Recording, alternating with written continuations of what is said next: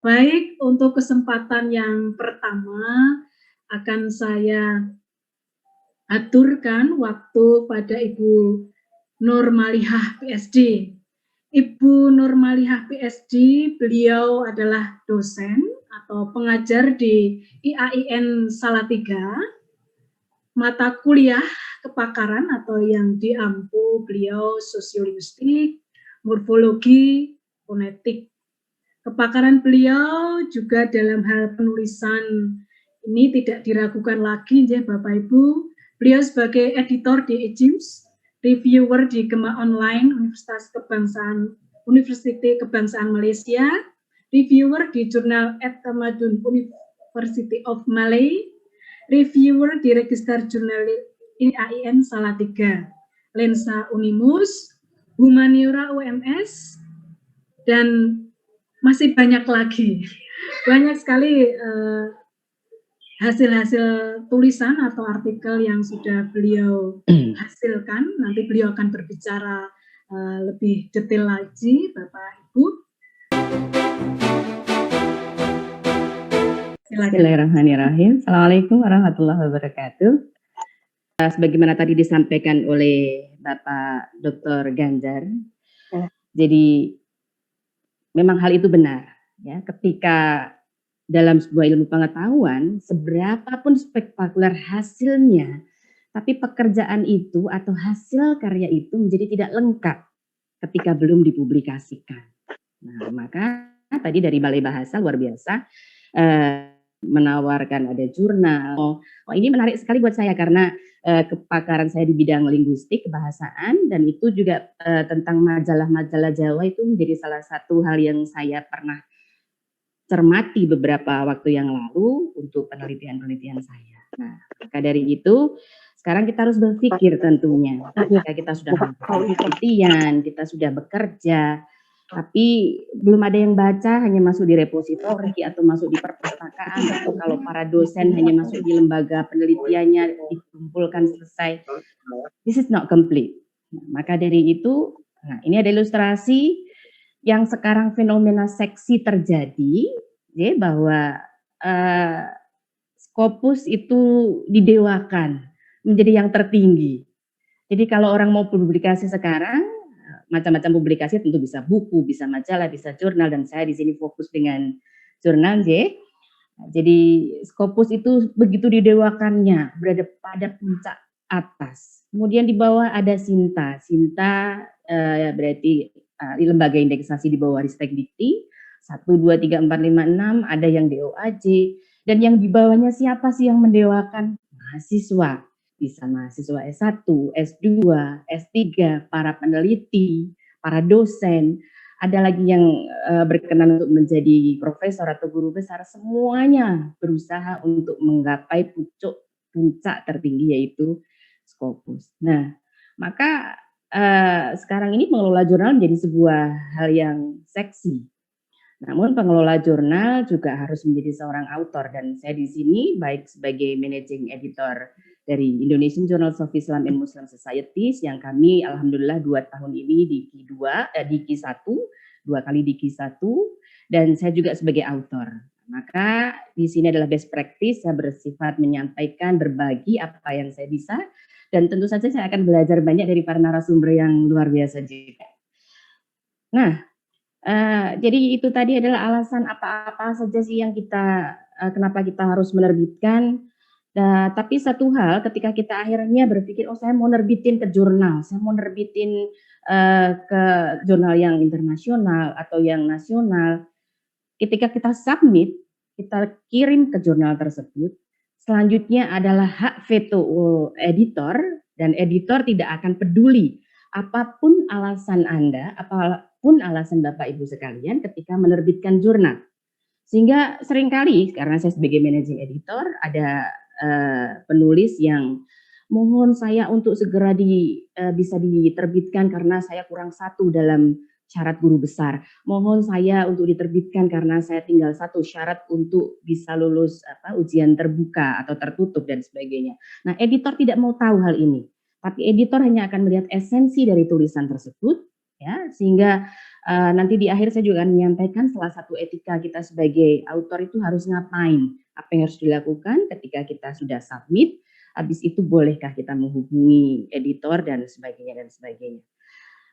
Baik, dan akhirnya ada pertanyaan bagi kita, kalau tujuan kita di puncak, kita ingin berada di kelas mau terbit di jurnal yang internasional bereputasi. Apakah mungkin saya menerbitkan artikel di jurnal internasional bereputasi? Tentu saja jawabannya adalah why not? Everyone is possible ya. Kita punya kesempatan itu sangat besar sekali. Tapi satu hal juga yang harus diingat, publishing is a mental game. Jadi permainan mental, penolakan merupakan bagian dari perjalanan publikasi. Lebih baik pernah ditolak daripada nggak pernah nulis dan nggak pernah submit. Dan kemarin, ya hari Kamis, kebetulan saya membantu menulis teman saya, kami kirimkan ke International Journal of Instruction, kalau tidak salah, ditolak. Tapi setidaknya kita jadi tahu kenapa kita ditolak, apa alasan ditolak. Nah, maka dari itu ketika ada ide, ketika ada hal yang akan ditulis, segera ditulis, kemudian disesuaikan dengan beberapa hal, harus kita submit, barulah kita tahu bahwa oh ternyata memang ada kekurangan kita. Dan dari kekurangan kita itu kita pelajari untuk menjadi lebih baik. Dan juga bahwa penelitian itu tidak butuh kesempurnaan, karena seringkali teman-teman kalau meneliti mungkin ada beberapa yang sifatnya perfeksionis. Tulisan saya masih kurang ini, bahasa Inggrisnya masih kurang bagus, saya nggak bisa bahasa Inggris. Sudah nggak zamannya lagi kalau masalah bahasa Inggris kok kita mumet sendiri. Sekarang ada lembaga proof, ya kan? Ada ahli-ahlinya. Nah, kemudian data saya masih kurang banyak lagi, kalau ini bisa ditambah ini akan lebih bagus, kalau ini ditambah ini lebih bagus. Nggak akan selesai, sehingga kita tidak perlu menghabiskan seluruh waktu kita hanya untuk meneliti. Tapi ambillah satu topik dengan data yang cukup, kemudian kita kajilah yang lebih mendalam. Jadi menelitilah sesuai dengan kemampuan dan keterbatasan kita. Nah, maka dari itu di sini saya menyiapkan ada 13 langkah. Biasanya 13 itu angka yang tidak disukai, tapi pada saat ini saya memunculkan 13 langkah saat kita menentukan akan menulis. Yang pertama, yaitu check the originality of your idea. Kita harus ngecek apakah ide kita itu sudah ada yang menulis atau masih orisinil. Nah, orisinil itu seperti apa? Batasannya seperti apa? Karena seringkali muncul ya beberapa tesis mahasiswa baik di kami maupun di luar itu seringkali mengatakan kalau pas ujian gitu, belum pernah ada Bu kayak gini. Apa iya? Iya. Nah, coba dicek. Maka dari itu, bagaimana kita ngeceknya? Yang pertama, setelah kita menentukan topik penelitiannya, lacak referensi dari keywords-nya. Fungsikan, bisa jadi Google Scholar atau Google secara umum. Kita tuliskan, misalnya di sini saya beri contoh, saya ingin meneliti tentang Javanese dialects of Semarang, dialek bahasa Jawa yang dituturkan di Semarang. Kita munculkan keyword tersebut, maka akan muncul naskah-naskah itu. Oh, berarti sudah ada yang meneliti ini, sudah ada yang meneliti ini, sudah ada yang meneliti ini.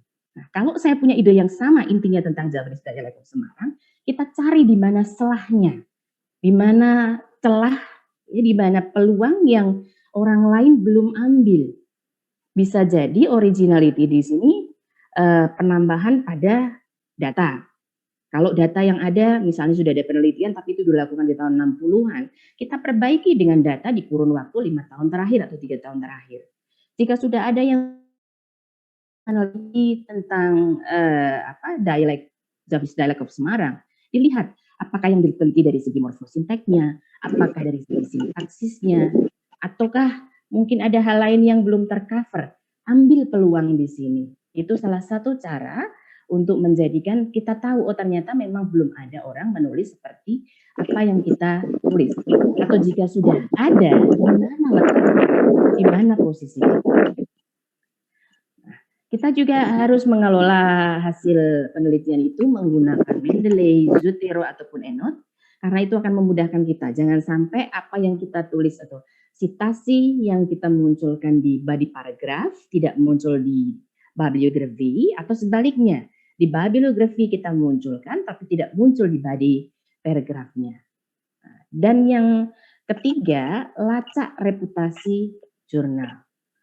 Jangan sampai di sini kita itu terkena predator, ya, karena Scopus sekarang ini menjadi dewa tidak hanya di Indonesia, tapi juga di Asia dan juga beberapa negara di luar. Walaupun kalau di Eropa mereka tidak terlalu peduli dengan Scopus, mereka lebih mendewakan publishernya.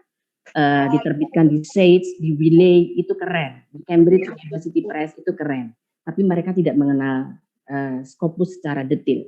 Nah, setidaknya karena Indonesia, kita berkaca di Indonesia, kita berpijak pada Scopus, maka pastikan bahwa memang ini adalah jurnal yang benar, yang memang benar-benar Scopus, bukan yang predator, bukan yang alamatnya belakangnya diganti. Di IJIMS, ya, jurnal yang kami kelola, IJIMS itu adalah ijims.iim3.ac.id. Tapi ada yang palsu, ijims.press. Nah, kalau orang nggak tahu, mereka akan masuk ke yang satunya. Maka dari itu manfaatkan di sini, salah satunya yaitu kalau memang maunya ke Scopus, carilah di www.scopus.com. Masukkan di sini sourcesnya, ya, kemudian tuliskan alamatnya. Jika memang jurnal tersebut ada tercover dalam Scopus, maka kita bisa mencari di sini ada websitenya, sources homepage ataupun yang lainnya. Nah, tidak hanya di Scopus, namun juga di Science Direct, di Simago, di Sinta, di Murarep Scholar, Google Scholar dan sebagainya. Ya, sehingga ini salah satu tujuan kita untuk melihat kajian mutakhir yang relevan dengan bidang yang tertarik yang akan kita kaji. Di samping kita juga melihat pada melacak status dari jurnal tersebut. Nah, kalau sudah kita tadi menentukan temanya, oh ternyata kita sudah punya naskahnya, habis itu yang harus kita lakukan adalah choose the right journal. Pilihlah jurnal yang tepat, jangan dibalik. Seringkali itu para penulis itu membalik antara nomor 1 dan nomor 2. Mereka memilih jurnalnya dulu. Saya pokoknya mau terbit di IJIMS karena Q1. Padahal yang bersangkutan itu bidangnya adalah bidang misalnya tentang politik murni. Nah, dia memaksakan diri merombak tulisan tentang politik itu agar bisa masuk ke IJIM. Bapak Ibu sekalian perlu diketahui bahwa IJIM itu fokus and scope-nya adalah Islamic Studies dalam ranah interdisipliner. Core-nya adalah Islamic Studies, kemudian bisa dilingkupi oleh bidang-bidang yang lain. Jangan dibalik. Nah, ketika tadi misalnya tulisan yang tentang politik tersebut dibalik, ya, jadi politik sebagai core-nya, tapi di situ ada pembahasan tentang Islamnya, maka tidak akan kita terima. Ya, dipaksa seperti apapun, maka itu akan melelahkan. Lebih baik kita punya tulisan sesuai dengan skop kita, barulah kita cari jurnal yang tepat. Nah, sekali lagi caranya tadi dengan menggunakan link-link yang saya munculkan. Dan yang harus dicermati, yang harus dipahami oleh para penulis, ya, jangan mengirimkan satu naskah ke beberapa jurnal, ya, itu melanggar etika publikasi secara internasional. Jika terjadi hal seperti itu, maka Bapak Ibu sekalian nanti bisa di blacklist, ya, sehingga tidak bisa menerbitkan naskahnya dimanapun. Maka kalau sudah satu, ya satu aja di situ, tunggu sampai ada informasi. Nah, saya nggak sabar, udah 1 tahun belum dibalas. Kenapa nih jurnalnya? Maka dari itu ada poin yang harus dibaca di bagian berikutnya nanti, yaitu salah satunya adalah author guideline. Seberapa lama proses dilakukan itu harus menjadi sesuatu yang kita cermati. Ya, nah ini tadi jika sudah menemukan targeted jurnalnya, pastikan bahwa skopnya sesuai dengan tulisan kita. Ya, jangan melawan. Kemudian dicek apakah itu tematik ataukah memang dia tidak tematik. Yang tidak tematik itu IJIM tidak tematik, kemudian Gema Online, ada 3L, ada banyak sekali ya di register jurnal. Yang tematik misalnya apa? Wacana UI, itu selalu bertema, setiap edisi punya tema yang berbeda. Nah, maka dari itu kita harus baca secara cermat ketika kita sudah menemukan beberapa jurnal yang menjadi target kita. Berikutnya harus kita baca author guideline-nya, ya. Seperti apa, berapa banyak jumlah katanya, cara mengutipnya, urut-urutannya seperti apa. Dan cara paling sederhana untuk mengetahui naskah seperti apa sih yang biasa diterima di jurnal itu, download naskah yang sudah diterbitkan. Ya, download beberapa naskah yang sudah diterbitkan, cermati, pahami, oh berarti naskah yang seperti ini loh yang lebih disukai atau yang banyak diterima oleh jurnal tersebut. Memang tidak instan dan ini tidak bisa dilakukan secara instan. Ya, jadi kalau ada penulis yang mengharapkan habis submit besoknya terus ngejar-ngejar editor, kok saya nggak ada respon, kok saya belum dikasih info dan sebagainya, itu adalah langkah yang salah. Ya. Nah, ini tadi saya sampaikan di langkah yang ketiga, yaitu read author guideline, guide for author again, and again. Ya, karena cara paling sederhana, misalnya saya karena sebagai managing editor di eJIMS, ketika naskah yang masuk tidak sesuai dengan guide yang kita sampaikan, langsung akan kita reject. Kenapa? Karena naskah yang masuk di eJIMS satu hari bisa mencapai 5 sampai 10 dalam satu hari. Dalam satu bulan kita bisa mencapai naskah sampai sekian puluh, ya bahkan bisa sampai 50 sampai lebih dari itu. Nah, maka dari itu bacalah dengan baik sehingga penolakan itu bukan karena masalah teknis tapi karena memang ada hal secara prinsip atau konten yang memang kurang tepat kita lakukan. Dan tadi saya sampaikan bahwa kemarin saya ditolak, ternyata permasalahannya sederhana. Jawabannya adalah bahwa tidak sesuai dengan template yang disampaikan. Nah itu kan sebenarnya menyedihkan ya, kita nulisnya udah serius-serius, tapi ternyata hanya gara-gara template-nya dianggap belum sesuai, langsung di-reject dalam waktu 1 minggu di International Journals of Instruction. Ya, walaupun ada catatan yang lainnya lagi mengatakan bahwa bidangnya mereka lebih menyukai kuantitatif daripada kualitatif, tapi komen pertama muncul adalah masalah teknis. Nah, maka dari itu pahami baik author guideline, ya. Dan di sini misalnya ada contoh. Jadi ketika kita membuka website apapun jurnal itu, kenalilah menu-menu yang ada di samping kanan, di atas ataupun di kiri. Carilah guide for author. Itu akan banyak membantu kita. Mohon maaf ini ada yang coret-coretannya ini bisa dibantu dihilangkan atau tim IT atau dari moderator atau dari hostnya ya. Baik, saya lanjutkan. Nah, jadi ini contohnya eJIM. Kita kenali kita menggunakan menu kanan di sini right bar-nya. Author guideline, kita klik, kita baca. Kemudian bacalah di bagian home di sini. Oh, ini terbitnya sebulan 2 kali. Sehingga peluangnya berarti hanya 2 kali dalam 1 tahun. Berapa naskah yang terbit? Oh, dia hanya terbit 6 naskah dalam 1 terbitan. Berarti kompetisi di situ sangat ketat. Nah, itu harus kita baca dengan baik, ya. Kapan dia terbit, berapa lama, berapa sering. Dan tadi juga Pak Dr. Ganjar juga sempat menyinggung bahwa template itu penting.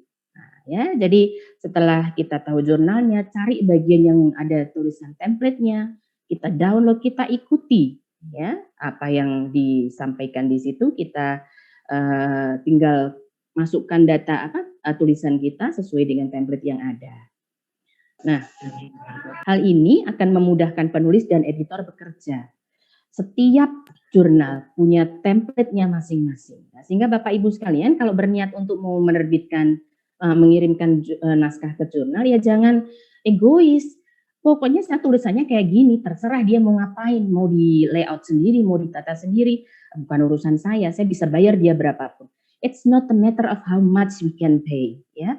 Tapi itulah cara kerja seorang editor, ya, bahwa ketika itu mempersulit editor, ngapain saya lanjutkan? Saya lebih mudah, saya akan merasa lebih nyaman ketika naskah tersebut mempermudah pekerjaan saya. Nah, ini hal yang kadang-kadang tidak diperhatikan oleh para penulis, ya. Dan berikutnya, do also di sini scope and areas-nya atau focus and scope-nya. Tadi sudah saya sampaikan ya di awal.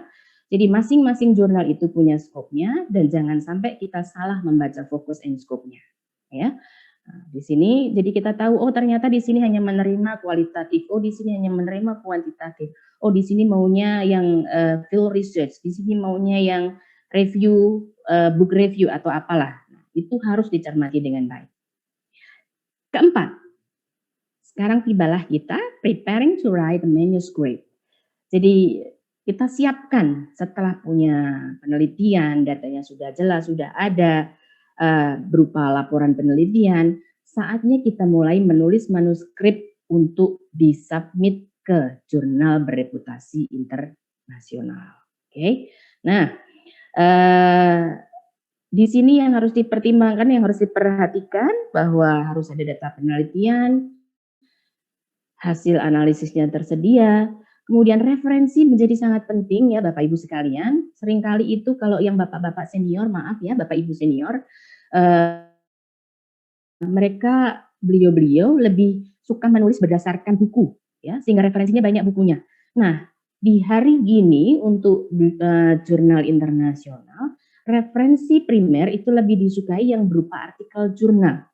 Sehingga setidaknya ada 20 judul dari 5 tahun terakhir ya, baik itu nasional maupun internasional.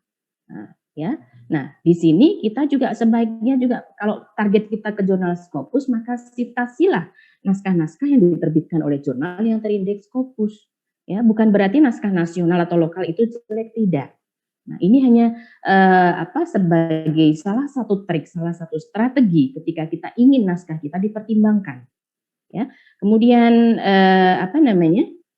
kami sebagai editor dan juga reviewer, cara kami melihat naskah itu yang pertama memang judul, dan setelah judul itu abstrak. Nanti setelah abstrak langsung ke referensi. Isinya itu nanti. Nah, maka kalau referensi ternyata hanya 10, udah nggak jadi kita baca. Oh ternyata isinya ada 30, tapi kita lihat apakah jurnal ataukah buku. Kemudian setelah kita tahu, oh lumayan ini ada jurnal, ada buku, kita lihat tahunnya. Nah itulah cara kerja editor dan juga reviewer ketika ada naskah yang masuk. Maka dari itu kebaruan dari referensi menjadi sangat penting. Oke, nah, sekarang kita masuk pada body of the paragraph-nya, bagian dari paragraf tersebut. Ada title, ada author, ada abstrak, ada keyword, ya. Dan ini harus jelas, harus informatif, atraktif, dan juga efektif. Kemudian main text-nya. Ada jurnal yang menggunakan sistem IMRAT, tapi ada juga jurnal yang tidak menggunakan sistem IMRAT. Maka dari itu perlulah kita untuk membaca author guideline. Ya, di beberapa jurnal menggunakan IMRAT, mereka maunya ada section methodology tersendiri, ada section result tersendiri, tapi tidak ada section literature review seringkalinya. Namun di jurnal yang lain bisa jadi ada introduction, ada literature review, ada method sendiri, dan ada juga di jurnal yang lain yang hanya mengenal introduction, kemudian discussion langsung, dan conclusion, seperti di izin. Di izin tidak ada submenu method, result, literature review, tapi langsung pada sub-sub judul, dan sub-sub judul itu pada hakikatnya adalah jawaban dari pertanyaan penelitian kita. Nah, maka dari itu cermati author guideline dan cari contoh pada naskah-naskah yang sudah pernah diterbitkan di archive ya, atau arsipnya. Nah, setelah tadi kita menentukan sudah punya data, kemudian kita tahu seperti apa urut-urutannya, maka kita juga akan bicara tentang judul. Walaupun judul itu nanti bisa di akhir ya kita melihatnya. Judul itu harus menggambarkan isi dari tulisan. Ya, kemudian harus ringkas dan hindari lokus yang lokal.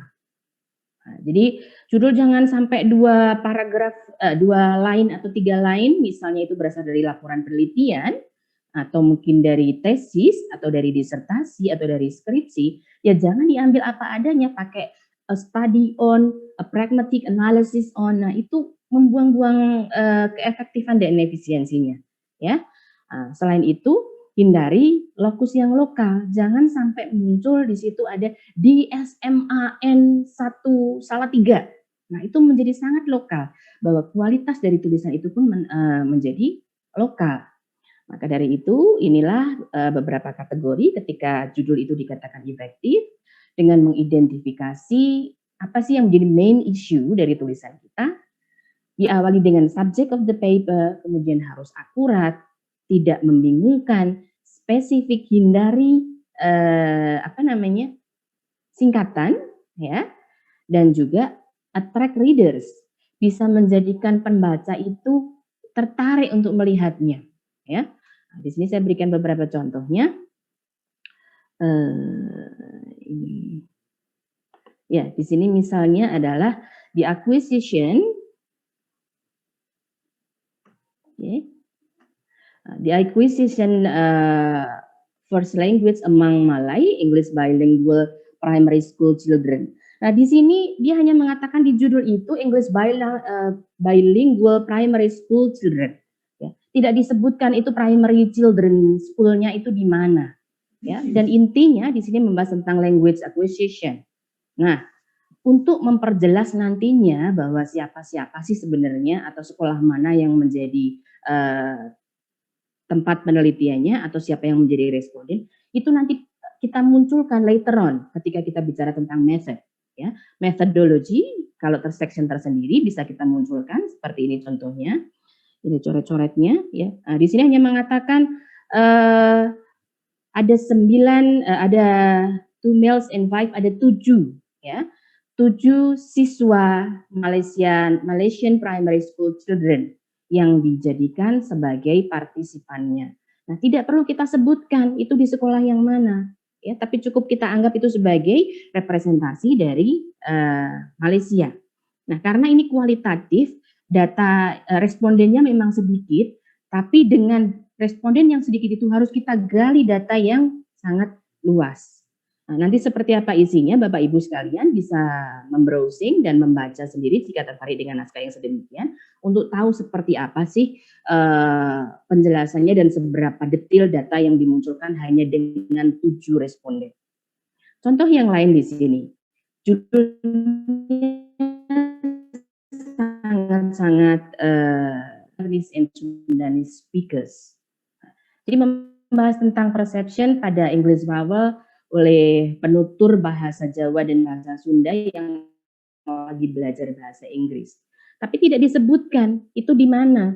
Dan tentu saja tidak mungkin yang diteliti adalah orang Javanese and Sundanese speaker se-Indonesia atau se-Jawa Sunda, tidak mungkin.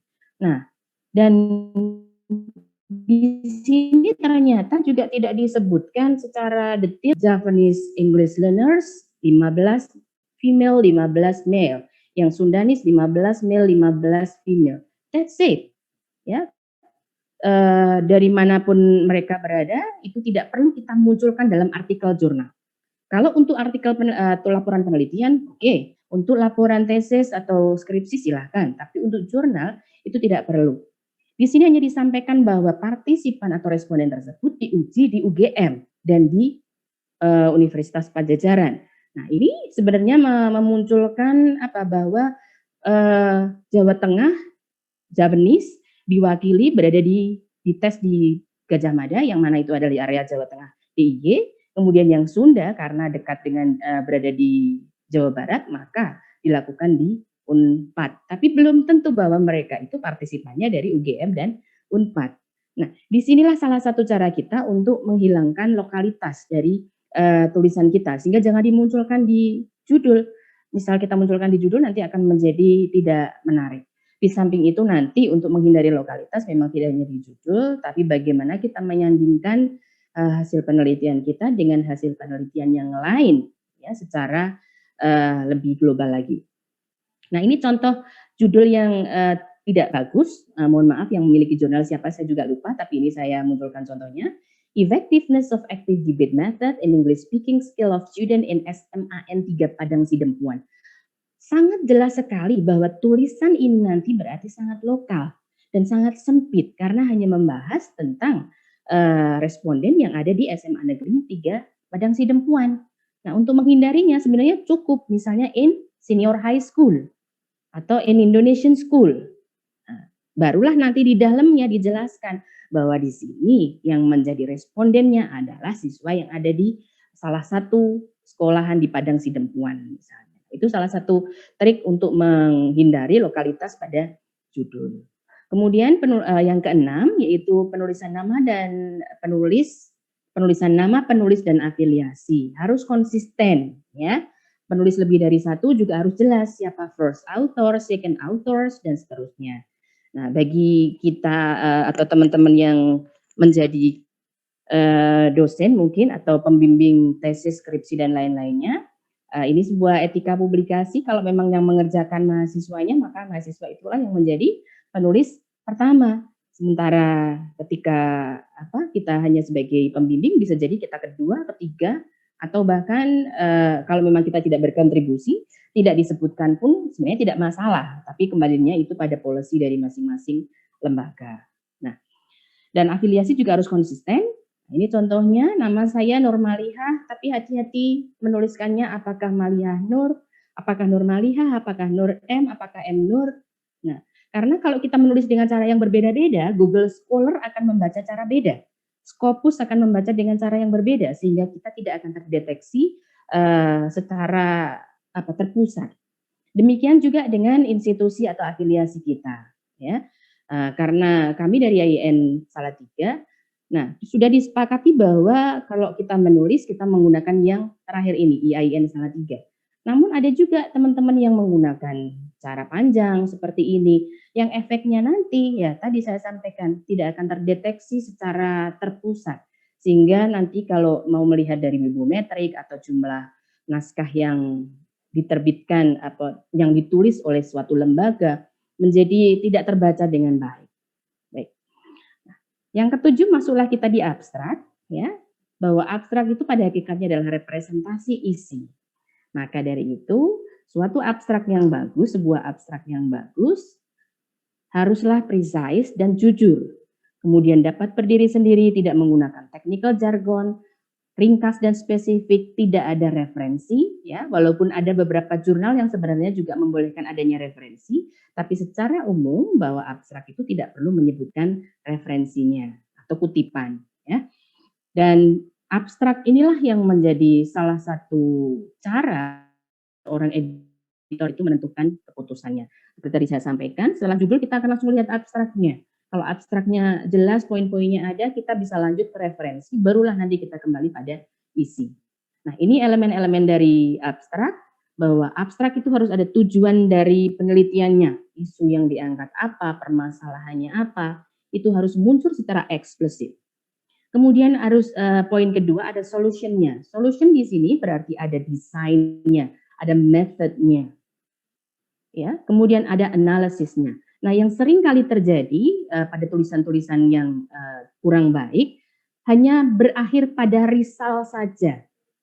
Ya, ketika hanya menyebutkan sekian persen hasilnya begini, begini dan begini, selesai. Padahal itu tidak cukup. Harusnya ada contribution-nya. So what? Then why? Harus ada apa? Evaluation-nya dan recommendation-nya. Harus muncul setelahnya. Tidak boleh hanya berhenti pada risal dari sebuah temuan tersebut. Aduh, ada lebah di atas saya. Nah, ini adalah contoh abstrak yang bagus, yaitu bahwa di sini ya di atas diawali dengan isu umumnya apa, tapi di sini secara jelas dinyatakan it aims to explore the extent of lexical variation. Tujuannya adalah mengeksplor variasi leksikal, distribusi geografis dari apa? Sign varieties within the Chinese deaf community. Nah, sehingga di sini sangat jelas, ya. Kemudian metodologinya tidak perlu mengatakan bahwa secara langsung ini kualitatif, ini kuantitatif. Tapi ketika di sini kuantitatifnya corpus based, maka dikatakan corpus based quantitative research, menunjukkan bahwa ini digunakan penggunaan datanya di sini menggunakan corpus based, yaitu CSL Lexical Database. Nah, ini berarti menunjukkan metodenya, bagaimana data itu diolah. Kemudian di sini ada temuannya, bahwa variasi ini digunakan in different cities, bla bla bla bla bla bla bla. Ada suggestion-nya.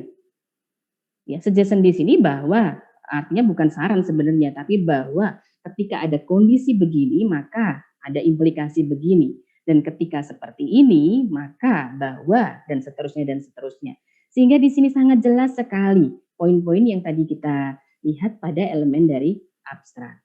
Nah, itu yang harus dipahami oleh para penulis. Ini ada contoh-contoh yang lain, nanti bisa dibaca sendiri pada naskah yang saya nanti berikan. Dan berikutnya di langkah yang ke-8. Mohon maaf, Ibu, bisa cepat sedikit nggih. Oh, siap. Nggih. Mohon maaf. Tidak apa-apa, terima kasih. Ya itulah susahnya kalau bicara tentang cara penulisan tapi dengan waktu yang sangat singkat nggih. Nah, berikutnya kita harus memahami bagaimana cara menulis introduction ya. Introduction itu ini kriterianya ya, apa-apa yang harus disampaikan, jadi memahami state of the art-nya. Dan yang paling penting di sini harus kita pahami, kalimat dalam paragraf pembuka merupakan pancingan. Maka harus menarik, dan ada contohnya di sini, diawali dengan angka statistik, fenomena terkini atau berita global, bahkan kutipan. Contohnya di sini, perceptions of foreign language sound by L2 learners is affected by the beginning.